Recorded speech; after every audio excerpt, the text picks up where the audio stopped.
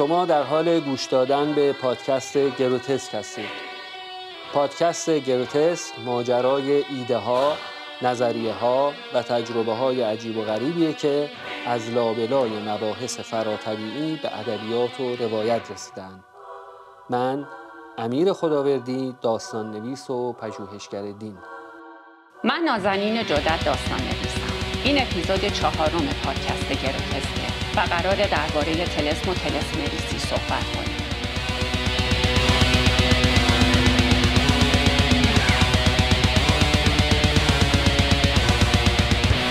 فخر رازی طلسم رو اینطوری تعریف میکنه: درآمیختن نیروهای فعال آسمانی با نیروهای منفعل زمینی برای اون که حادثه فراتبیعی اتفاق بیفته یا تو امور فراتبیعی تداخل ایجاد کنه. منظور فخر رازی از نیروهای فعال آسمانی شعوریه که برای ستاره ها و سیاره ها در نظر می گرفتن. امثال فخر رازی اجرام آسمانی رو فقط یه جرم محض نمی دونستن. معتقد بودن ستاره ها و سیاره ها جدا از موقعیت بیرونیشون روح یا عقل دارن. اما منظور ایشون از نیروهای منفعل زمینی شکل‌ها و جدولایی که برای تهیه طلسم استفاده می‌کردند. تو این جدول‌ها یه سری حروف و اعداد می‌نوشتن و معتقد بودن نیروهای آسمانی که خاصیت نرینگی دارن با نیروهای توی این جدول‌ها که خاصیت مادینگی دارن در هم می‌آمیزن و از این آمیزش امور خارق العاده‌ای به وجود میاد. از نظر طلسم نویس ها این کار شبیه این میمونه که ما یه عدسی رو جلوی نور خورشید بگیریم تا با عبور نور از عدسی گرمای زیادی به وجود بیاد و بشه باهاش چیزی رو آتیش زد. البته که این کار ساده وقتی به درستی انجام میشه که خورشید بالای آسمون باشه، چون موقع طلوع و غروب احتمال آتیش گرفتن خیلی کمه. طلسمام بسته به وضعیت فلکی و قرار گرفتن ستاره ها و سیاره ها تو آسمون کار میکنن. همونطور که باید اندازه و شکل عدسی مناسب باشه و درست صیقل خورده باشه، جداول و حروف و اعدادم باید توی جای مناسب و به شکل مناسب و دقیقی قرار بگیرن. ابن سینا در مورد طلسم میگه طلسم و جادو با هم فرق دارن. جادو و سحر از نیروی درونی انسان به وجود میاد، ولی طلسم به کمک نیروهای آسمانی انجام میشه. پس طبق تعریف ابن سینا اگه کسی به وسیله نیروهای باطنی و درونی خودش کار خارق العاده انجام بده بهش میگن جادو. ولی اگه بتونه نیروهای آسمانی رو با جداول و حروف و اعداد یا اوراد و اذکار شفاهی جلب کنه تا کاری خارق العاده بکنه، به این میگن طلسم. البته اینجا باید یه پرانتز باز کنم و بگم که بیشتر اهل فن طلسم رو به صورت مکتوب به کار میبرن، نه به صورت شفاهی. ولی تو ادبیات میانه و قصه های کهن گاهی طلسم رو به شکل شفاهی هم استفاده میکردن، مثل 1001 شب. حالا که به 1001 شب اشاره کردم، بذارین یه نمونه از طلسم رو از این متن کهن براتون بگم. تو حکایت مدینة النحاس شب 573 یه شهری هست که دور تا دورش دیواره ولی در نداره.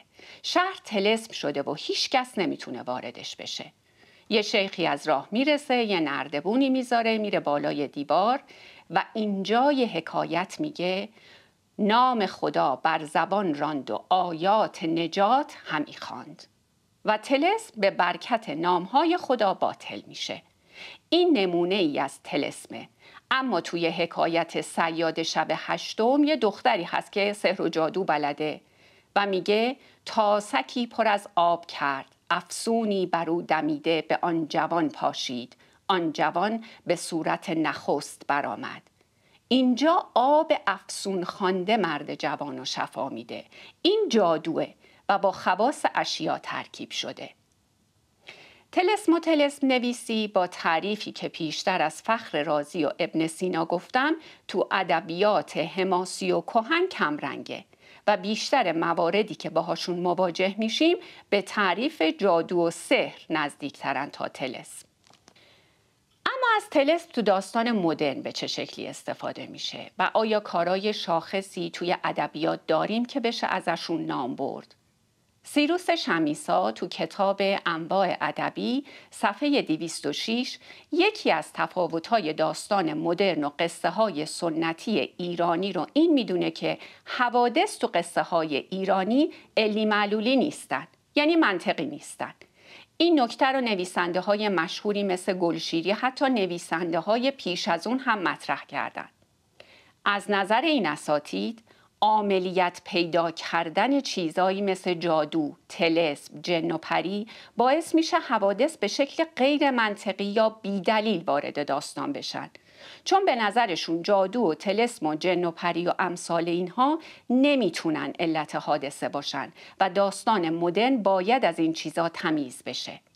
جدا از این که ما این رویکرد رو به مقوله علیت به این شکل میپسندیم یا نه، باید بپذیریم که این تفکر باعث شده خیلی از نویسنده‌های ایرانی سراغ موضوعات عجیب و غریب نرن. این شده که گروتسک توی داستان‌های ایرانی نسل‌های قبل خیلی کم رنگه. البته کسایی مثل بهرام صادقی و غلام حسین ساعدی تو بعضی از کاراشون به این موضوعات پرداختن. و بعدترم توی دهه 90 نویسنده‌های ظهور کردن که عناصر عجیب و غریب تو داستان‌هاشون عاملیت داره. ولی اگه بخوایم از رمان‌های نسل‌های قبل تر صحبت کنیم و دنبال طلسم نویسی تو اون داستانا و رمانا بگردیم، نمونه شاخصی دستمون رو نمیگیره. تو ادبیات عرب به خصوص در رمان‌ها و داستان‌های مدرن هم طلسم نویسی بیشتر به عنوان نمادی از سنت، خرافه یا تأثیرات روانی به کار رفته. برای مثال تو آثار نویسنده‌هایی مثل عبدالرحمن منیف طلسم نویسی به عنوان بخشی از فرهنگ عامه یا نشونه‌ای از تعارض بین سنت و مدرنیته ظاهر شده. تو سینما هم با همین مشکل مواجهیم و غالب مواردی که به کار گرفته شدن جادو و سحر هستند. اما اگه بخوایم به یه نمونه اشاره کنیم که به تعریف درست از طلسم نزدیک باشه، سریال ماریانه که سال 2019 تو 8 قسمت ساخته شد به نویسندگی و کارگردانی ساموئل بودین که در ژانر وحشت تجربه قابل توجهیه.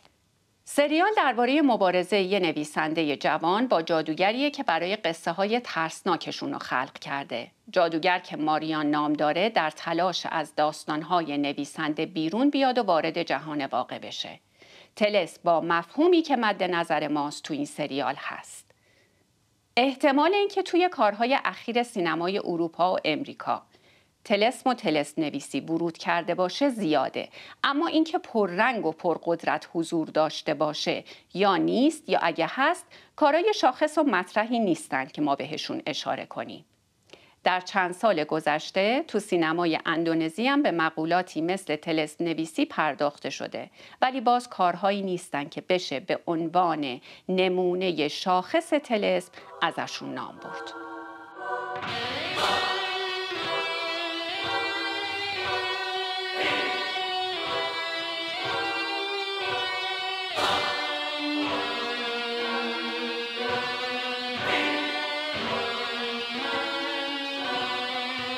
موضوع این اپیزود طلسم و طلسم نویسیه. همونطور که نازنین توضیح داد، طلسم با جادو فرق داره. برخلاف جادو خیلی به ندرت توی سینما و ادبیات جهان دیده میشه.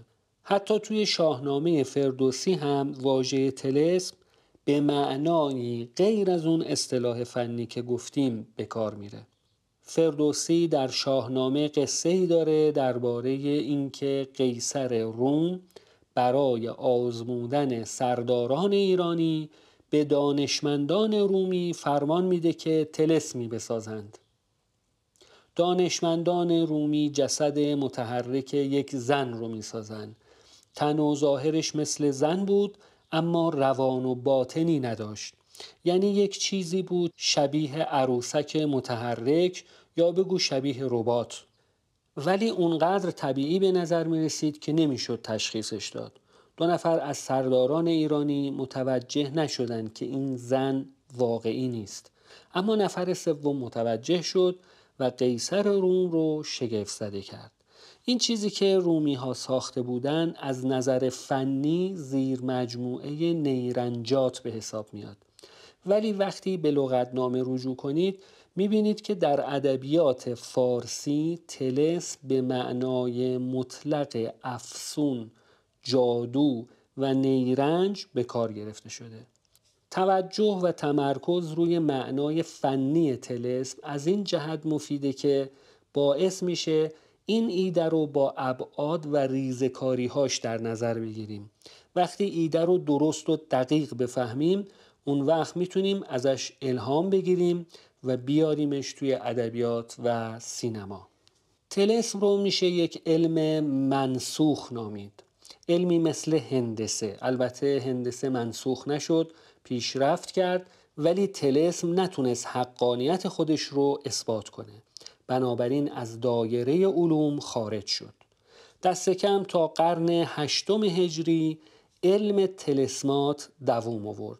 با شروع نهضت ترجمه در قرن 2 هجری کم کم علم طلسمات بین مسلمون ها شناخته شد.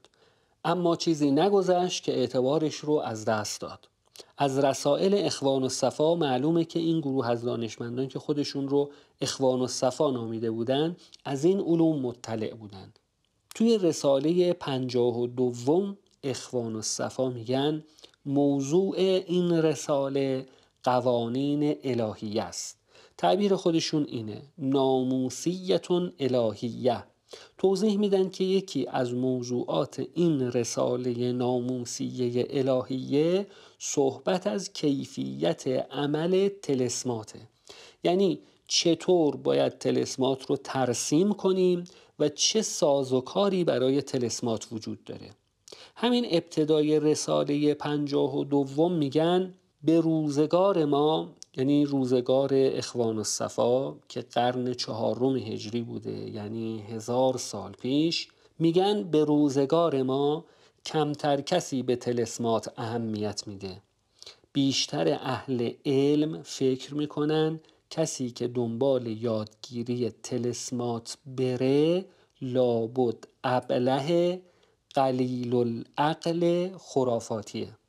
دقت کنید این متن رو 1000 سال پیش نوشتن. 1000 سال پیش کمتر کسی از اهل علم طلسمات رو جدی میگرفت و عموماً میگن که خرافاته.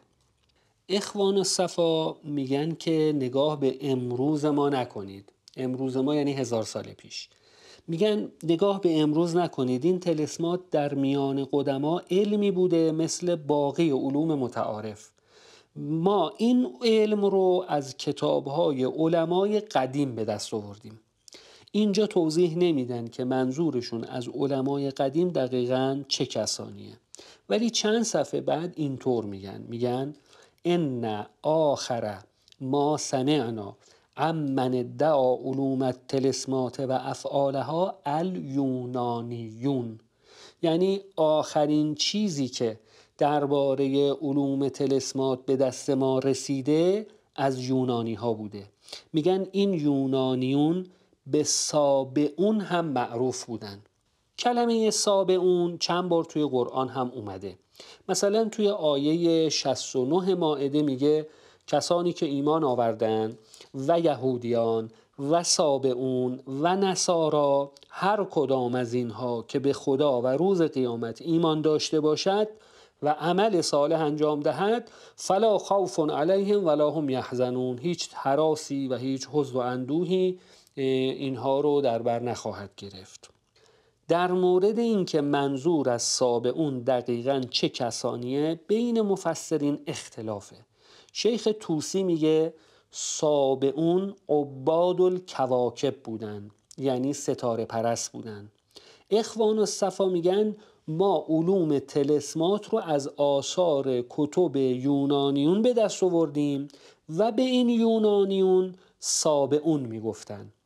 با توجه به تعریفی که نازنین از طلسم ارائه داد میشه بین ستاره پرستی و طلسم نویسی ارتباط برقرار کرد، چون طلسم قراره که نیروهای اجرام سماوی رو به کار بگیره تا حوادث فراتبیعی رقم بخوره.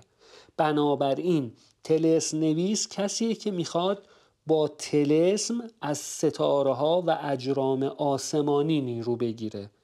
بنابراین عجیب نیست که به همچین کسی بگن ستاره پرست. اخوان الصفا میگن سابعون اصول علوم طلسمات رو از مصری ها و سوریانیان یاد گرفته بودن. به نظر میرسه منظورشون از سوریانیان همون تمدن بابل باشه، چون به سرزمین بابل میگفتن بلد و سوریانیین، به رود فرات هم میگفتن نهر سورا. بنابراین طلسم نویسی مثل خیلی از علوم قدیم از بابل و مصر به یونان منتقل شده بود و از یونان به مسلمان ها منتقل شد. میدونیم که تمدن یونانی با ظهور رومی ها از بین میره، ولی این رو هم میدونیم که رومی ها خیلی تحت تأثیر علوم و تمدن یونانی ها بودن تا اینکه مسیحیت ظهور میکنه. رومی ها مسیحی میشن و بعد از مدتی اون علوم و فنون کاملا تحت تأثیر مسیحیت به افول میره و دوران قرون وسطا رقم میخوره. از این طرف مسلمون ها خصوصا در دوران عباسیان به جمع‌آوری و ترجمه کتب یونانی مشغول شده بودند. بعدها که اروپای مسیحی وارد دوران رنسانس میشه، با خیلی از علوم و فنون یونانیان از طریق همین مسلمون ها و کتب عربی آشنا میشه. دقت کردید چی شد؟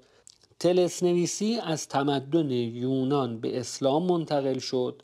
قاعدتاً باید در دوران رنسانس دوباره به اروپای مسیحی منتقل می شد، اما این اتفاق نیفتاد. این وسط طلسم نویسی از ارزش و اعتبار افتاده بود، دیگه علم به حساب نمی اومد.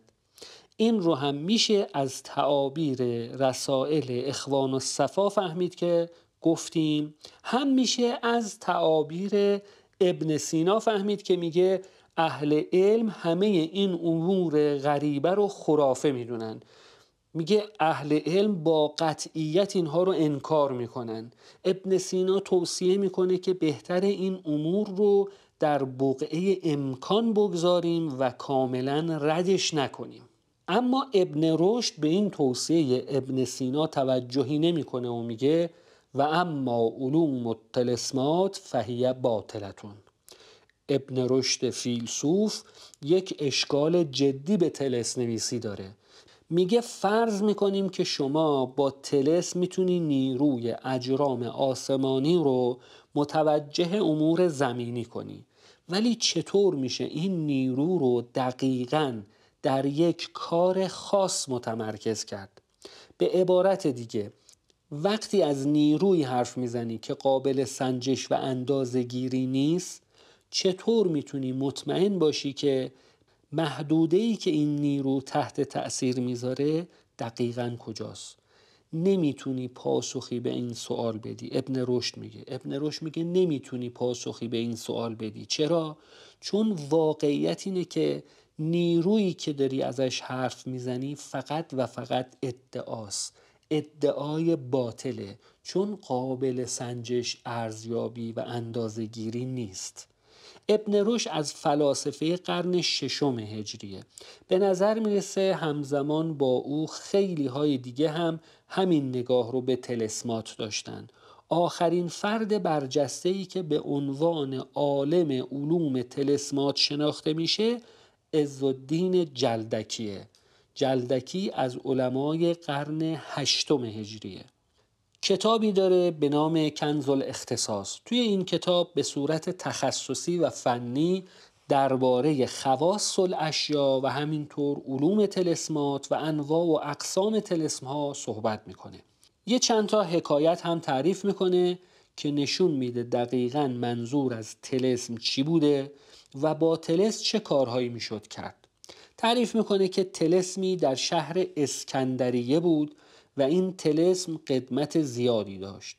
منسوب بود به یکی از علمای باستان به نام فیلاتس.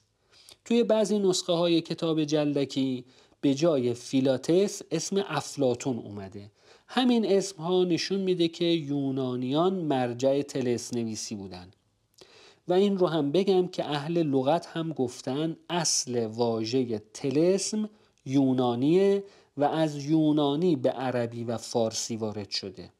جلدکی میگه این طلسم که در شهر اسکندریه در یک کنیسه جاسازی شده بود، خاصیتش این بود که عقرب و افعی و حیوانات وحشی رو دور میکرده. در مورد خاصیت طلسم ها افسانه های زیادی میگن. حتی جایی خوندم که معتقد بودن با طلسم میشه جن رو تسخیر کرد. اما جلدکی یکی از کارکردهای اصلی طلسم رو دفع آفات میدونه. حتی یه طلسمی داره برای دفع مگس. جدولی شبیه به عنکبوت ترسیم میکنی که اگر مگس روی این جدول بشینه میمیره. جلدکی کارکردهای دیگه ای رو هم برای طلسم قائله. مثلا طلسمی رو یاد میده که باعث ازدیاد شهوت میشه، یا طلسمی که باعث جلب محبت میشه، یا طلسمی که باعث آسون شدن وضع حمل میشه، یا باعث میشه از زندان خلاصی پیدا کنی. یک سری طلسم هم داره برای جلب حیوانات. مثلا میگه طلسمی رو به شکل شیر میکشی و توضیح میده که چطور باید این رو ترسیم کنی و بکشی. میگه این طلسم باعث میشه حیوانات به تو نزدیک بشن و این برای وقتی که به شکار میری خیلی مفیده. البته در مورد یک طلسم مخصوصی هم میگه که قدما معتقد بودن این طلسم میتونه فرشتگان زمینی و ارواح رو گوش به فرمان کنه. نمیگه تسخیرشون میکنی، میگه برای اون کاری که این طلسم رو براش نوشتی فرشتگان و ارواح همراهی میکنن و مخالفت نمیکنن. اما تسخیر جن یا تسخیر نمیدونم فرشتگان و ارواح یه فن جداگانه غیر از طلسم نویسی و نباید این دوتا رو با هم دیگه خلط کرد. به هر حال جلدکی میگه این طلسم شهر اسکندریه خاصیتش این بود که دفع عقرب و افعی میکرد. خبرش به گوش مأمون پسر هارون الرشید رسید. مأمون گفت باید برم و خودم از نزدیک ببینم. با ملازمانش میرن و اونجا یک استوانه عدسیه پیدا میکنن که با خطوطی غیر معمول روش چیزهایی حکاکی شده بود. مأمون دستور میده که گاو بیارن. استوانه رو با طناب به گاو میبندن که از ساختمون جداش کنن. اما استوانه از ساختمون که جدا میشه زمین میخوره و میشکنه و به تعبیر جلدکی فبطل حکمها و عملها، یعنی حکم و عملی که اون طلسم داشت باطل میشه. این حکایت نشون میده که طلسم در نزد اهل فن اینطور بوده که بعد سالهای سال تا زمانی که طلسم باقی است خاصیتش هم باقی است. فرق مهم طلسم با سحر همینه. سحر قائم به ساحره، یعنی زمانی که ساحر هست سحرش هم هست، ولی اگه بمیره یا حتی به خواب بره سحر ساحر هم از بین میره. طلسم اینطوری نیست. طلسم ربطی به حضور و حیات طلسم نویس نداره. برای من خیلی مهم بود که بدونم محتوای این طلسم ها دقیقاً چیه. طلسم ها رو که میبینی یک سری حروف نامفهوم با خط و رسم های ناشناخته‌ای هستن. گاهی هم اعدادی لابلای حروف دیده میشن. میخواستم بدونم این واقعاً چه معنایی داره. تا اینکه توی همین کتاب عزالدین جلدکی به جایی رسیدم که جلدکی یکی از این طلسم ها رو ترجمه میکنه. میگه یک نفری رو دیدم که یک قدحی داشت و روی این قدح نقوشی بود و این آدم که من میشناختمش این قدح رو خیلی عزیز میشمرد، خیلی مراقبش بود. ازش پرسیدم خاصیت این قدح چیه؟ گفت این قدح طوریه که اگر کسی زندانی باشه و از این قدح بنوشه همون لحظه از زندان خلاص میشه. اگر زنی به درد وضع حمل افتاده باشه اگر از این قدح بنوشه همون لحظه به سلامت فارغ میشه. جلدکی میگه خیلی تعجب کردم. صاحب این قدح میگفت این قدح هیچ وقت خطا نمیکنه. انگار جلدکی هم میدونه که طلسم گاهی خطا میکنه و از اینکه صاحب قدح مدعی بود این قدح خطا نمیکنه تعجب کرده بود. میگه اصرار کردم که این قدح رو مدتی به من قرض بده. بالاخره قبول کرد و قدح رو به من داد و من مدتی روی نقوش این قدح کار کردم تا در نهایت تونستم رمزگشاییش کنم. دور تا دور این قدح به خطی ناشناخته چیزهایی نوشته بودند. جلدکی توی کتابش ویژگی‌های این خط رو توضیح میده و میگه اون چیزی که دور قدح نوشته بودن ترجمهش این میشه: رب خلصنی من ذا السجن کی اسبحک و اذکر اسمک. یعنی یا رب مرا از این زندان خلاص کن تا تو را تسبیح بگویم و نام تو را ببرم. دقت میکنید این در واقع یک دعاست، یک دعا که دور تا دور اون قدح نوشته بودن.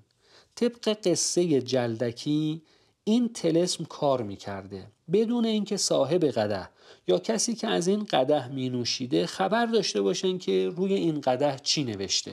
خب مگه دعا میتونه این شکلی اثر کنه؟ دعا یعنی طلب کردن، یعنی خواستن. مگه میشه بدون اینکه بدونیم چیزی رو طلب کنیم؟ اگه دعا نویس ها رو دیده باشید اونها هم همینطور عمل میکنن. یک چیزهایی به عربی می نویسن و وقتی میخونی میبینی دعا نوشتن. خدایا به من بچه بده، خدایا به من یه شوهر خوب عنایت فرما. قبل و بعدش هم کلی قسم و التماس و وعده که اگر اینطور بشه سپاسگزار تو خواهم بود و تسبیح تو خواهم کرد. یک نمونه دیگه هم از کتاب جلدکی پیدا کردم که ارتباط بین طلسم نویسی و دعا نویسی رو خیلی روشن‌تر نشونمون میده. جلدکی یک فصلی از کتابش رو به اوفاق اختصاص داده. اوفاق جمع وفق، نوعی از طلسم بوده. وفق با ماده موفقیت مشترکه و این یعنی یکی از کارکردهای طلسم جلب موفقیته. مهمترین وفقی که جلدکی توی کتابش آورده وفق زحله. طلسم و جدول و حروف و اعدادی که قرار نیروی نهفته در سیاره زحل رو به کار بندازه، قراره از نیروی فراتبیعی سیاره زحل استفاده کنه. این وفق ظاهراً خیلی خیلی قدیمی بوده و کسی به نام به شمن پسر اوشیوش اون رو ساخته. بعد هرمس دانشمند افسانه‌ای این طلسم رو رمزگشایی کرده و شرح داده. بعد افلاطون این طلسم رو دوباره ترسیم کرده. ارسطو هم این طلسم رو برای اسکندر مقدونی به کار گرفته تا اسکندر بتونه به سرزمین هند بره و بجنگه و موفق بشه. جلدکی در مورد این طلسم میگه هو اصل کل عمل و کل فن، یعنی اصل و ریشه هر کاری و هر فن و هنری در این طلسمه. انگار میخواد بگه راز موفقیت در هر کاری و هر فن و هنری به سیاره زحل برمیگرده. جلدکی همینجا توضیح میده که از بین علمای اسلام ابو حامد غزالی روی این طلسم کار کرده و این همون وفقیه که معروف به خاتم غزالیه. خاتم غزالی یک مثلثه، یعنی جدولی مربعی شکل که هر ضلعش 3 خونه داره. به اینا میگفتن مثلثه. توی ردیف اولش نوشته کا ها یا عین صاد. توی ردیف دومش آیه های از قرآن اومده. توی ردیف سومش هم نوشته ها میم عین سین قاف. البته جلدکی شکل کهن این وفق رو هم آورده، یه سری اعداد و شکل‌ها و یه سری اسم‌هایی که توی زبان عربی هیچ معنایی ندارن. بعد خودش یه مربع ساخته که هر ضلعش 3 خونه داره و اضلاع این مربع رو از یک عبارت قرآنی ساخته: قوله الحق و له الملک. دقت کردید چه اتفاقی افتاد؟ طلسم فلاسفه یونانی حالا اسلامی شده. به جای اسماء خدایان یا عقول سبعه آیات قرآن میاد. دقیقاً همون چیزی از آب در اومد که وقتی میریم پیش دعانویس توی کاغذ یا روی پوست حیوان مینویسه میده دستمون. ما اصلاً نمیدونیم معنای این کلماتی که نوشته چیه، ولی باور بر اینه که این کلمه ها و نقش و نگارها عمل میکنه. اینجا حتی اون دعا به معنای طلب هم دیده نمیشه، فقط آیه های قرآنه که به یک ترتیب خاصی توی جدول اومدن. خب این قراره چطور کار بکنه؟ یعنی اگر باور داشته باشیم که این کار میکنه، سازوکارش چطوریه؟ با توجه به توضیحاتی که درباره سازوکار طلسم گفتن، میتونیم بگیم درسته که توی این جدول‌ها دعا به معنای طلب نیست، ولی واقعیت طلسم یعنی همون دعا و طلب کردن. میخواییم با آوردن مقدسترین کلمات، البته در موضعی که بتونه اثرگذار باشه، نیروهای آسمانی رو به کمک بگیریم. طلسم از آسمون کمک گرفتنه، دعا هم از آسمون کمک گرفتنه، با این تفاوت که قبلاً حرف از عقول سبعه و مثلا سیاره زحل بود، حالا همه این عقول و ارواح و نیروهای آسمانی جمع شدن توی اسماء الله و آیات قرآن. یعنی اسمها و جملات و تعابیر عوض شدن، ولی سازوکار همون سازوکاره. مثل این میمونه که سیل اومده باشه و ما توی خونه حبس شده باشیم. یه مقوای بزرگ بر میداریم، روش با ماژیک می نویسیم کمک. میبریم این نوشته رو روی پشت بون میذاریم تا اگه یک وقت بالگردی برای کمک اومد بیاد و کمکمون کنه. این که اون بالگرد چه رنگی باشه یا اسم خلبانش چی باشه اینا اصلا مهم نیست. مهم اینه که اون بالگرد به کمکمون بیاد. این که وقتی بالگرد میاد ما حضور داشته باشیم یا حضور نداشته باشیم هم مهم نیست. مهم اینه که اون نوشته داره کار میکنه و نیروی آسمانی رو به سمت ما جلب میکنه. البته میشه هم خودمون بریم پشت بون، دست کن بدیم، داد بزنیم تا بالگرد به ما توجه کنه. یعنی دعایی رو به زبون بیاریم، همونطور که مادر بزرگ ها برای نوه هاشون دعا میکنن. مادر بزرگ ممکنه از دنیا بره و سالهای سال بعد دعایی که در حق نوش کرده مستجاب بشه. یعنی نیروی آسمانی سالها پیش با این دعای مادر بزرگ تحریک شده و حالا داره کار میکنه. البته همه اینها توی فرضیه که ما مثلا به دعا و آثارش اعتقاد داشته باشیم. جالبه بدونید سر این که دعا اثر داره یا نداره بین فلاسفه مسلمان و متکلمین بحث بود. الان نمیخوام وارد این بحث بشم، ولی احتمالاً انتظار ندارید که یک صوفی یا عارف بیاد و بگه من به اثر بخشی دعا معتقد نیستم. ابن عربی اما میاد و میگه من به سازوکار دعا به این معنا که بتونی با گفتن چند تا کلمه نیروی آسمانی یا بگو اراده خدا رو تغییر بدی اعتقادی ندارم. از نگاه ابن عربی ماجرا جور دیگه ای رقم میخوره. میگه 3 نوع دعا کردن داریم. یکی دعا کردن واقعی، دومی دعا کردن تشریفاتی، سومی دعا کردن از روی علاقه و شوق.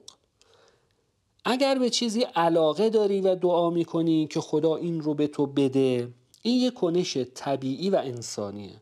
شما باور به خدای قادر مهربان داری، طبیعیه از خدا خواهش کنی که این چیز رو یا اون چیز رو به تو بده. حالا ممکنه خدا بخواد بده، ممکنه هم نخواد. در هر صورت تو نمیتونی خدا رو مجبور کنی. اما اگه دعا کردن از روی تشریفات باشه، یعنی دعا نمی کنی که واقعاً به چیزی برسی، بلکه دعا می کنی که با خدا حرفی زده باشی، این در واقع یک جور عبادته. اهل عبادت این کار رو می کنن بدون اینکه انتظار داشته باشن مضمون دعاشون مستجاب بشه. ابن عربی میگه این دعا در واقع مستجابه، چون چیزی که دنبالش هستی حرف زدن با خداست، مثل عاشقی که دنبال بهونه است تا با معشوق حرف بزنه و خب الان داری دعا میکنی، یعنی داری با خدا حرف میزنی، بنابراین دعای تو مستجابه، یعنی اون چیزی که میخواستی حرف زدن اتفاق افتاد.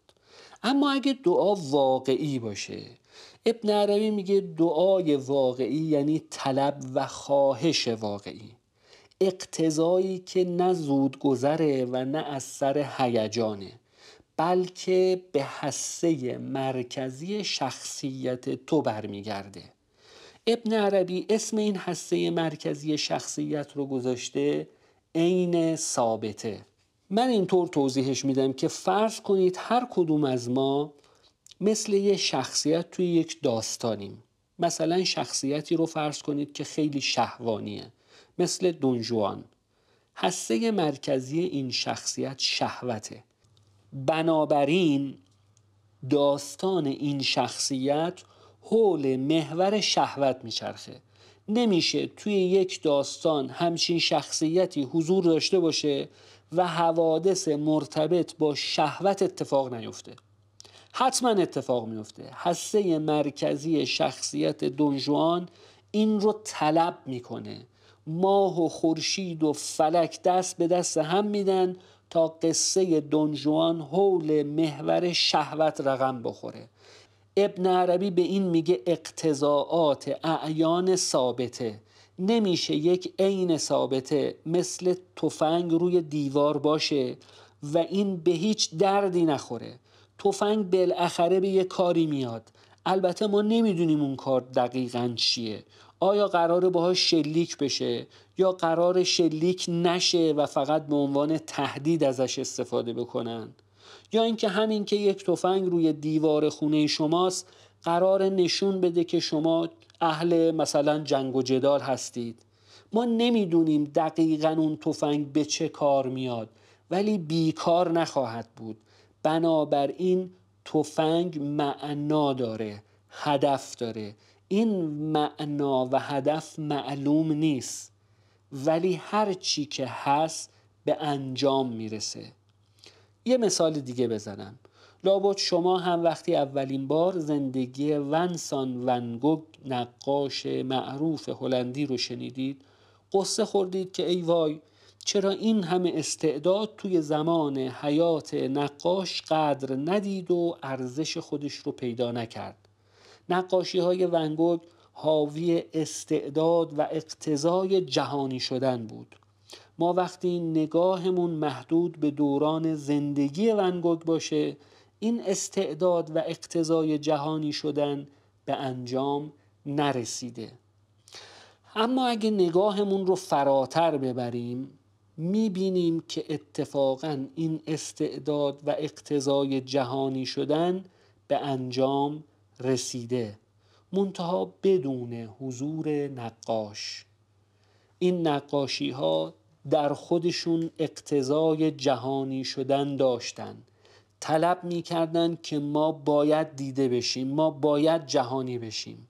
این طلب بالاخره کار خودش رو کرد و به انجام رسید، هرچند خود نقاش حضور نداشت.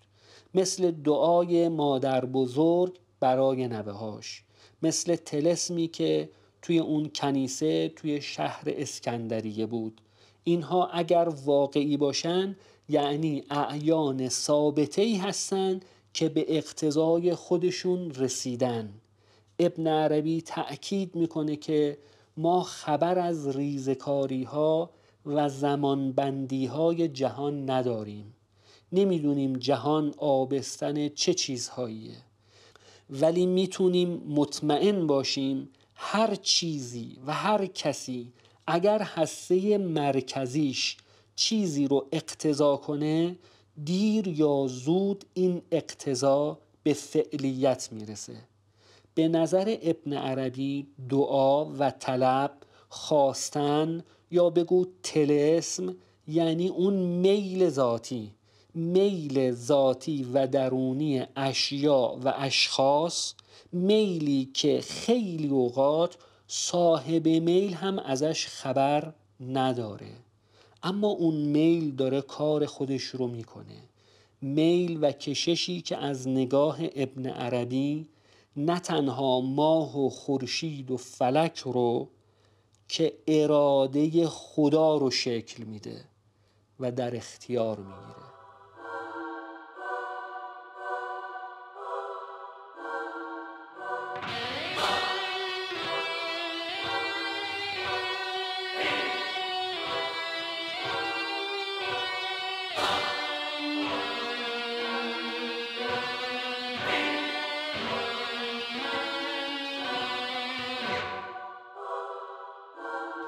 برای بخش روایت این اپیزود داستان شب کریسمس از نیکولای گوگل رو براتون انتخاب کردیم.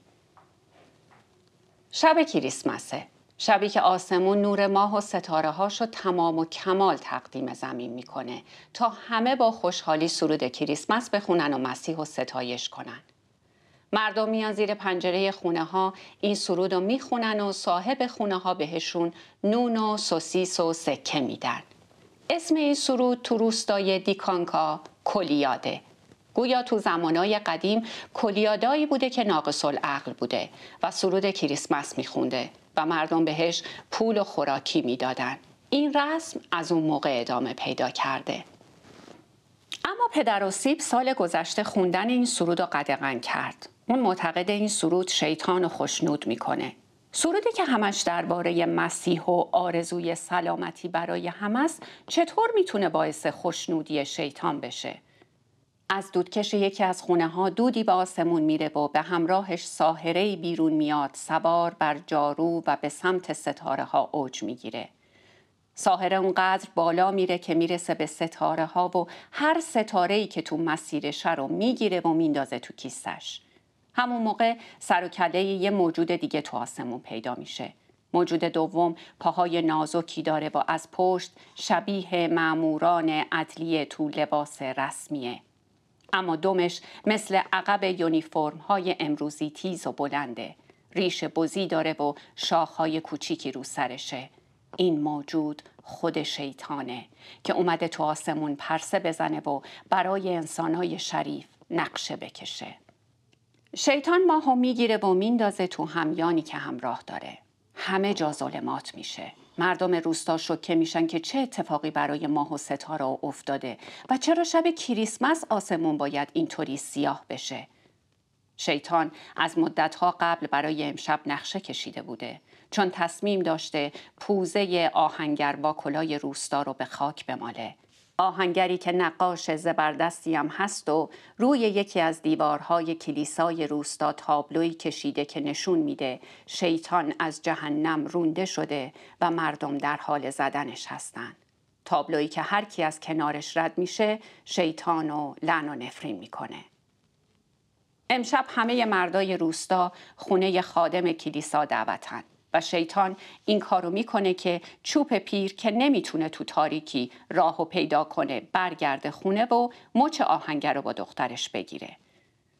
آهنگر عاشق و دلباخته اکسانا دختر چوبه و از هر فرصتی برای دیدن اکسانا استفاده میکنه و اگه امشب چوب مچ آهنگر رو با دخترش بگیره دل شیطان خیلی خنک میشه.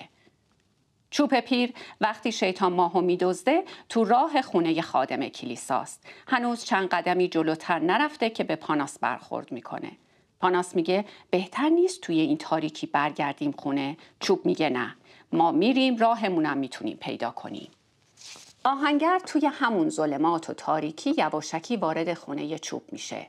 اکسانا زیباترین لباس ابریشمیشو پوشیده و جلوی آینه نشسته و داره برای زیبایی خودش ضعف میکنه. اکسانا تا آهنگر رو میبینه عصبانی میشه. آهنگر مثل همیشه به دختر ابراز عشق و علاقه میکنه و اکسانای بلهوس مثل همیشه میزنه تو پرش و میگه بهتر زودتر بره چون دختر منتظره که دخترها و پسرها بیان و رقص و پایکوبی شروع بشه و میگه مطمئن باش که پدرم هرگز با مادر ساحرت ازدواج نمیکنه. مادر واکولا همون ساحره‌ایه که از سر شب مشغول چیدن ستاره ها از آسمان بوده و حالا که همیانش رو پر کرده میره به سمت دودکش خونش و وارد خونه میشه. سر و وضعش رو مرتب میکنه تا برای مردایی که امشب ممکنه بهش سر بزنن آماده بشه. بیشتر مردای ده با سلوخا رابطه دارن و همشون هم فکر میکنن که سلوخا معشوقه خودشونه و به این موقعیت میبالن. سلوخا البته چشمش دنبال چوب پیره که از همه ثروتمندتره.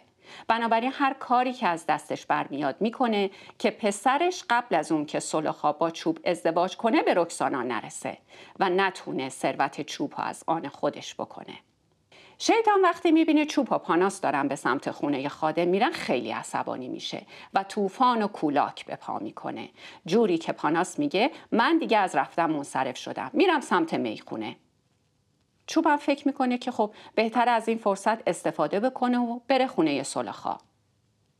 شیطان از دودکش خونه سلوخا میره تو و ماه نیمه راه از همیانش میاد بیرون و برمیگرده به آسمون. همه جا دوباره روشن میشه. مردم برای خوندن سرود کلیادا از خونه بیرون میان و صدای رقص و پایکوبی تو کوچه های روستا طنین انداز میشه. اکسانا خیلی خوشحاله که جشن شروع شده و همه دورش کردن، ولی آهنگر داره حسادت میکنه. اکسانا چشمش کفش یکی از دخترها رو میگیره و میگه وای خوش با حالت که یکیو داری که کفش به این خوشگلی برات بخره. آهنگر میگه من برات قشنگترشو میخرم. اکسانا فریاد میزنه هی همه گوش بدین، اگه آهنگر بتونه کفشای ملکه رو برای من بیاره من باهاش ازدواج میکنم. آهنگر شوکه میشه. معلومه که این کار نشدنیه، ولی وسوسه شیطان گریبانشو میگیره و آهنگر میگه باشه من میرم و به کفش ملکه برمیگردم. از اون طرف شیطان وارد خونه سلوخا میشه و به محض دیدن زن بهش دل میبازه.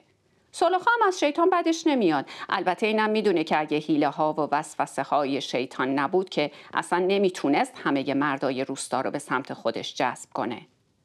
سلوخا داره فکر میکنه که امشب و با شیطان باشه یا نباشه که صدای در میاد.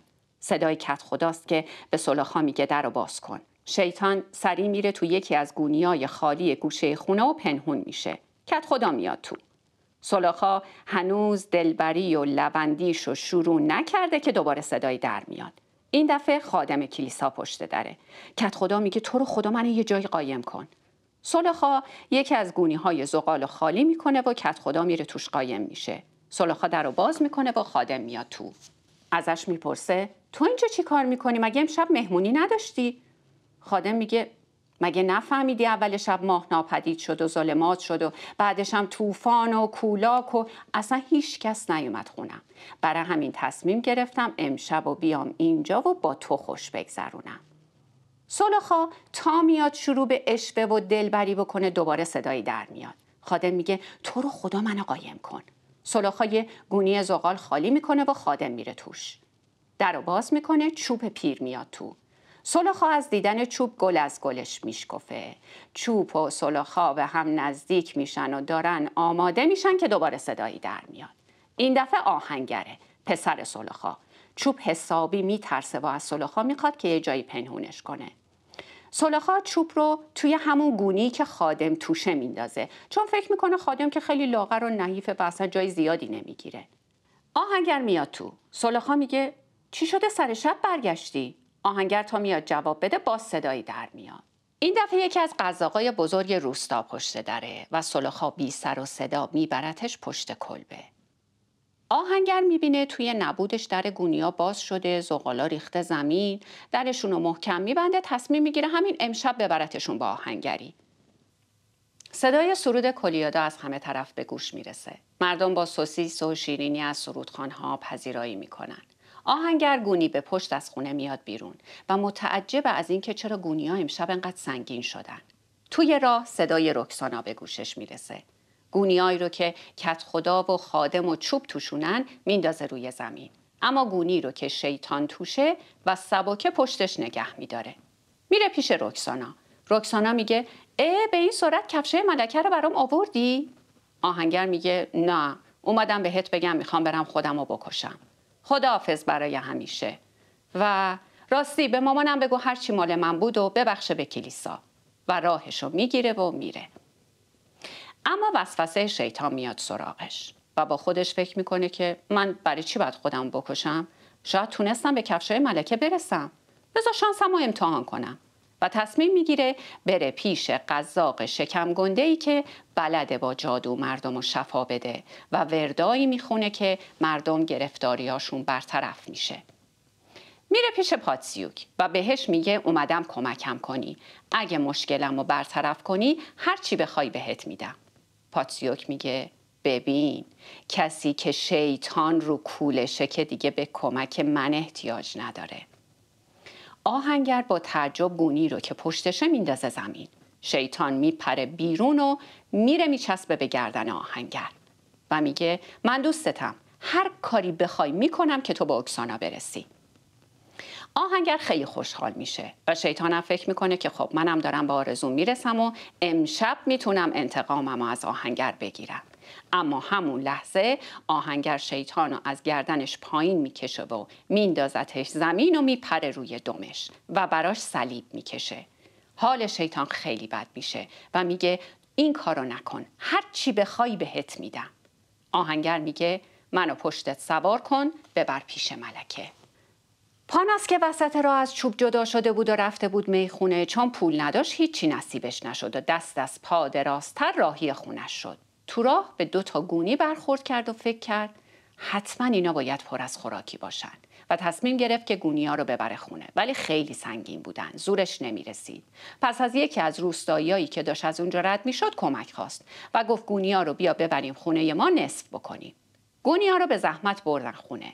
زن پاناس تا گونی‌ها رو دید یه سیخ برداشت و به پاناس و مرد روستایی حمله کرد. اونا عقب کشیدن. زن در گونی‌ها رو باز کرد و چوب از یکی از گونی‌ها اومد بیرون. زن خیلی عصبانی شد و گفت من فکر می‌کردم تو گونی خوراکیه. چوب گفت ناراحت نباش، من روی یه چیز گرم و نرم بودم. فکر کنم که گوشت گرازه. همون موقع خادم از اون گونی میاد بیرون. از اون یکی گونی هم کت خدا میاد بیرون. پاناس و زنش و مرد روستایی شوکن از اینکه این همه آدم تو گونی چی کار میکردن. اما چوب عصبانی راهی خونش میشه و همش داره فکر میکنه این سلخای ملعون رو ببین که چند نفر رو کرده تو گونی. از اون طرف آهنگر سوار بر پشت شیطان در حال پرواز تو آسمون است و هر چند دقیقه یک بار صلیبش رو در میاره و میگیره جلوی صورت شیطان و شیطان به عطسه و سرفه میافته. بالاخره میرسن به شهری که ملکه توش زندگی میکنه. فرود میان و آهنگر به شیطان میگه برو تو جیبم و میره با از قزاقایی که کنار میدون ایستادن میپرسه که شماها کی میخواین بریم ملکه رو ببینین؟ اونا میگن اتفاقا همین امشب میخوایم بریم دیدن ملکه و بهشون اصرار میکنه که اونم با خودشون ببرن. اولش مقاومت میکنن ولی بعد راضی میشن و یه دست لباس خوب و مرتب به آهنگر میدن. آهنگر لباس رو میپوشه و همراه قزاق‌ها میرن به کاخ ملکه. ملکه میاد، همه بهش تعظیم میکنن و شروع میکنن به مدح و ثنا. آهنگر اون وسط از فرصت استفاده میکنه و میگه ای خدا، چی میشد اگه زن من یه کفشایی مثل زن ملکه داشت؟ ملکه دلش خیلی میسوزه و از درباریان میخواد که برن و از توی اتاقش گرونترین کفششو که طلا و جواهر روش کار شده بیارن و بدن به آهنگر. آهنگر تا کفشا رو میگیره، میزنه به جیبش و به شیطان میگه زود باش من از اینجا ببر. و در لحظه میبینه که پشت دروازه های شهره. همون موقع یه شاخه بزرگ از یه درخت میکنه و حسابی شیطونو میزنه. شیطونم دمشو میذاره روی کولش و فرار میکنه. آهنگر برمیگرده خونه و میخوابه. صبح میشه. اکسانا خیلی ناراحته چون مطمئنه که آهنگر خودکشی کرده و غمگینه که باعث مرگ آهنگر شده. این حرف توی روستا پیچیده و همه مطمئنن که آهنگر خودکشی کرده. همه راهی کلیسا میشن و مراسم و اشاع ربانی روز کریسمس رو برگزار میکنن. همون موقع آهنگر از خواب بیدار میشه و میبینه که خواب مونده و نتونسته به مراسم بره. لباساشو میپوشه، زیباترین کمربندشو میبنده و یه کلاه نو سرش میذاره. کفشا رو بر میداره، میره به سمت خونه چوب. چوب تا در رو باز میکنه و سر و وضع آراسته آهنگر رو میبینه، شوکه میشه. آهنگر زانو میزنه و میگه اومدم اکسانا رو ازتون خواستگاری کنم. اکسانا وقتی صدای آهنگر رو میشنوه میاد آهنگر رو بغل میکنه و میگه خدا رو شکر که خودکشی نکردی و اگه کفشارم نمی آوردی بازم من باهات ازدواج میکردم. چند روز بعد با هم ازدواج میکنن و میرن سر زندگیشون. سالها میگذره. وقتی مردم وارد کلیسای اون روستا میشن، چیزی که بیشتر از همه توجهشون رو جلب میکنه تابلویی که روی دیوار جانبی نقاشی شده. شیطانی به غایت زشت که مردم با دیدنش آب دهان میندازن روی زمین تا انزجارشون از تصویر اون نشون بدن. زنا اون تابلو رو به بچه هاشون نشون میدن و میگن این لولو خورخور است و بچه ها میترسن و کار بد نمیکنن.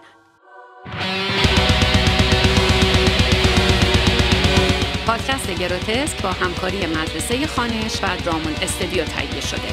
میتونید ما رو در پلتفرم‌های پادکست و صفحات مجازی دنبال کنید.